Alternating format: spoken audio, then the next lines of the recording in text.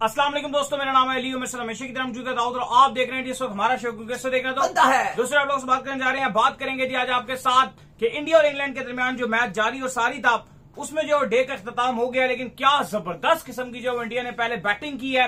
England chess करने की भरपूर कोशिश कर रहा है, लेकिन इंग्लैंड का 50 के ऊपर एक खिलाड़ी आउट हो गया है।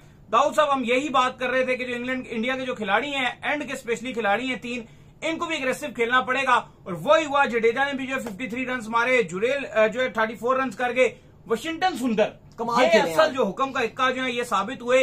4 छक्के 4 चौके 46 बॉलों में जिन्होंने 53 मार दिया।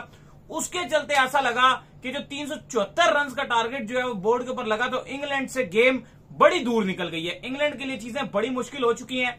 अब कल का दिन जो है ये डिसाइड करेगा कि इस मैच को इंडिया लेकर जा रहा है या इस मैच को इंग्लैंड लेकर जा रहा है, क्योंकि अब ड्रॉ की तो किसी किस्म की पॉसिबिलिटी रही नहीं। 2 दिन पीछे बाकी और इंग्लैंड वैसे भी जो है ड्रॉ के लिए ज्यादातर जो है वो नहीं खेलता है। तो इस वक्त ऐसा लग रहा है कि इंडिया ऑन टॉप है और इंडिया ने बुरे तरीके से इंग्लैंड को फंसाया हुआ है। भाई देखो, आज जो वाशिंगटन सुंदर ने आखिरी विकेट पे 39 रन बनाए, एक्स्ट्रा ऐड किए, 4 छक्के और 4 चौकों की मदद से 53 रन की नॉक खेली थी और भारत जिसकी बदौलत एक अच्छा टोटल 374 का टोटल बनाने में कामयाब रहा था।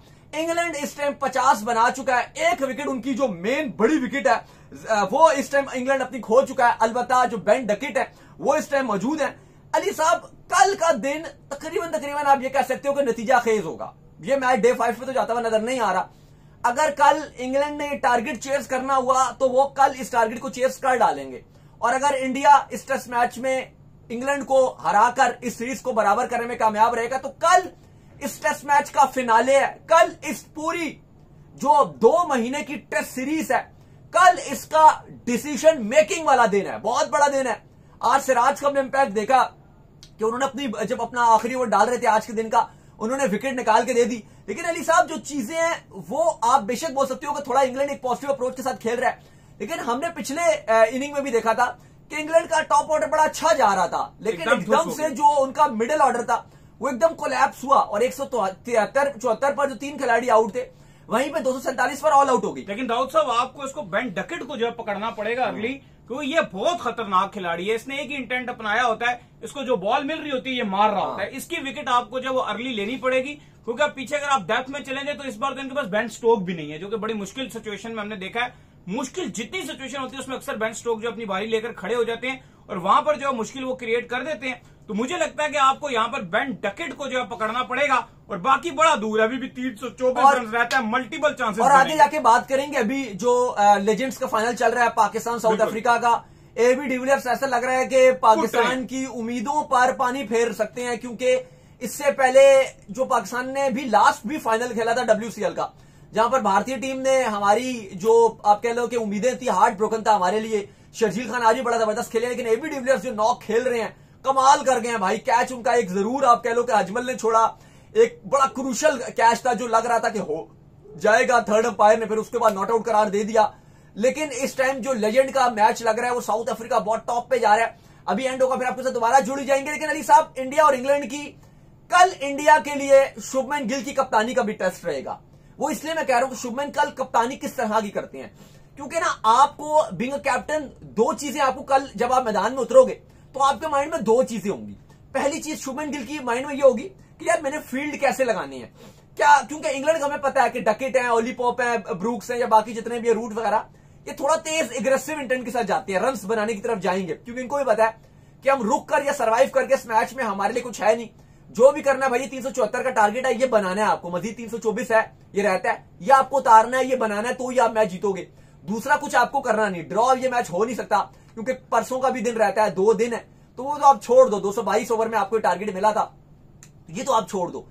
अब शुभमन गिल अगर तो अली साहब अटैकिंग पोजीशन के लिए रहते हैं, विकेट्स के लिए वो जाते हैं, क्योंकि थोड़ी सी ना पेशेंस टेस्ट होगी यहां पर कप्तान शुभमन गिल की या टीम इंडिया के बॉलर्स की। वो इसलिए मैं बोल रहा हूं कि अगर एक आदमी पार्टनरशिप लगी ना यहां पर, एक आदमी, तो क्या कप्तान उस टाइम ये डिसीजन लेता है कि भाई फील्ड खोल लो, स्लिप बस एक ही रखो, बाकी स्लिप से हटा दो? ये भी कप्तान सोचता है कि अगर थोड़ी सी पार्टनरशिप लगी, 80 या 90 रन की पार्टनरशिप लग गई, या चलो 60-70 की भी लगी, तो थोड़ा सा कप्तान आहिस्ता आहिस्ता फील्डिंग खोलने पे आ जाता है कि चलो विकेट नहीं मिल रही तो मैं रन्स को तो रोकूं।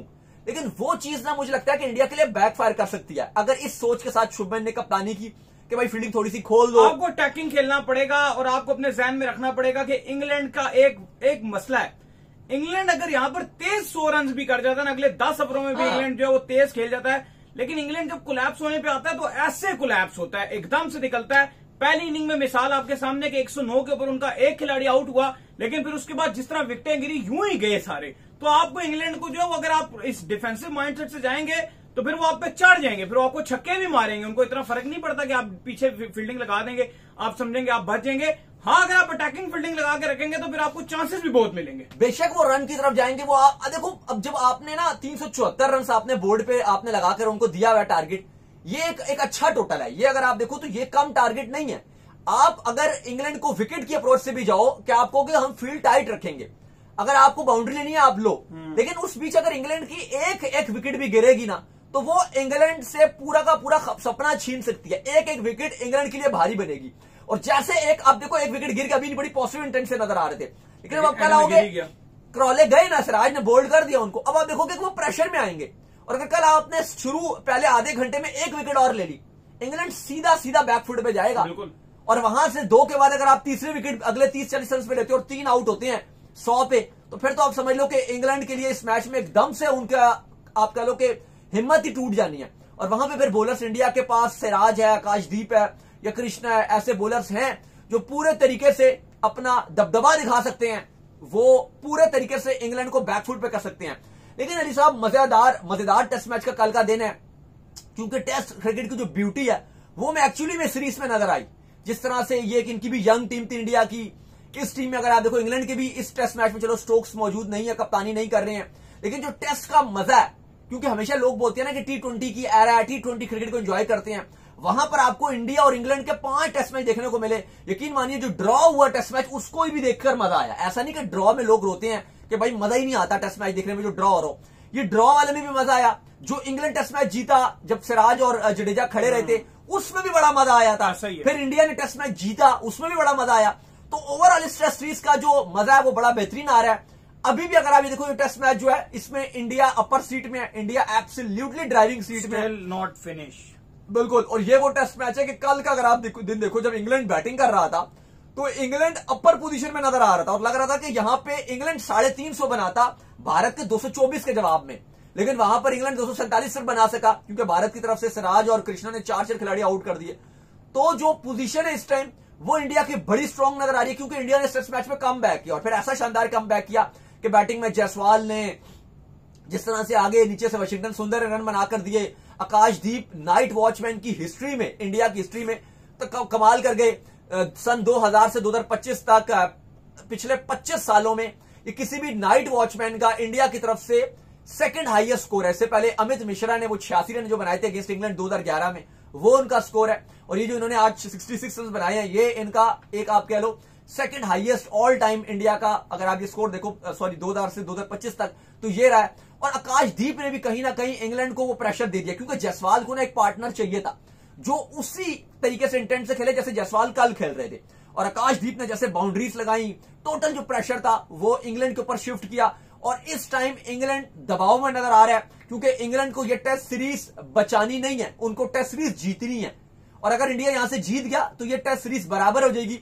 और यकीनन तौर पर ये माइकल वॉन हो गए या इंग्लैंड के कमेंटेटर्स हो गए या जो स्टोक्स हो गए, ये उनके लिए किसी नाकामी से, किसी सीरीज की हार से ये बुरी चीज होगी कि भाई आप बचा गए, ये सीरीज बराबर हो गई। इंग्लैंड बहुत बुरे तरीके से जो है फंस चुका है और ऐसा लग रहा है कि इंग्लैंड जो है वो इस वक्त चुंगल में जो है वो फंसा हुआ है और इंग्लैंड मुश्किलात का शिकार है और लग रहा है चीजें जो है बहुत मुश्किल होने वाली है। दूसरी तरफ दाऊद साहब जो लेजेंड्स का मैच चल भी रहा है उसमें भी जो है एबी डिविलियर्स ने बहुत ही कूट दिया पाकिस्तान को। नहीं, एबी डिविलियर्स ने बड़ा शदीद कुटा है और ये पाकिस्तान के लिए बुरी चीज नजर आ रही है, क्योंकि एबी डिविलियर्स आज तक अभी कभी भी को ट्रॉफी तो अफ्रीका को नहीं जिता सके, लेकिन लेजेंड्स के रूप में उनको एक मौका मिल गया कि किसी तरीके से वो WCL का चैंपियन का फाइनल जितवा दें।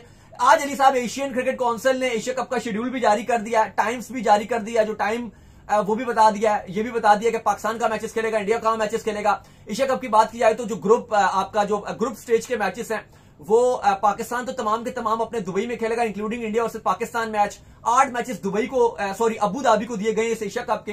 लेकिन इंडिया अपना जो आखिरी मैच है ओमान के साथ जो 19 तारीख को खेला जाना है वो इंडिया अबू धाबी में खेलेगी। फिर जब अगर आप सुपर 4 की बात करें तो वो तमाम के जो तमाम मैचेस हैं वो तो दुबई में खेले जाएंगे। सिर्फ एक मैच जो पाकिस्तान का मैच है वो खेला जाएगा अबू धाबी में। पॉसिबल है अगर वो क्योंकि वो B1 के साथ है, पाकिस्तान A2 रहेगा और वो B1 के साथ मैच है। अगर तो बांग्लादेश आ जाती है तो उनके साथ होगा, और अगर अफगानिस्तान आ जाती है B1, क्योंकि अफगानिस्तान बांग्लादेश नहीं आती तो उनकी जगह अगर अफगानिस्तान आ गई तो फिर B1 वो बन जाएगी। तो फिर अफगानिस्तान पाकिस्तान का मैच अबू धाबी में होगा, बाकी फिनाले वो दुबई में होगा। टाइमिंग भी अनाउंस कर दिए गए हैं। जो मैच के टाइमिंग्स हैं वो पाकिस्तानी टाइम के मुताबिक 7 बजे होंगे, दुबई के लोकल टाइम के मुताबिक तमाम जो मैचेस हैं UAE के लोकल टाइम के मुताबिक वो 6 बजे शुरू होंगे, पाकिस्तानी टाइम के मुताबिक 7 बजे, जबकि इंडियन टाइम के मुताबिक तमाम मैचेस 7:30 बजे खेले जाएंगे। तो चलें जी, उम्मीद करते हैं आज का हमारा शो आपको आएगा पसंद आया। वीडियो को लाइक कीजिए, हमारे चैनल को सब्सक्राइब कीजिए, साथ ही बेल आइकन को बजाइए। एक और काम कर लीजिए, हमारे फेस पेज को फॉलो कीजिए। मैच के बाद फिर आपके साथ दोबारा मिलेंगे, फिर आपसे मिलते हैं नेक्स्ट वीडियो। तब तक के लिए अल्लाह हाफिज।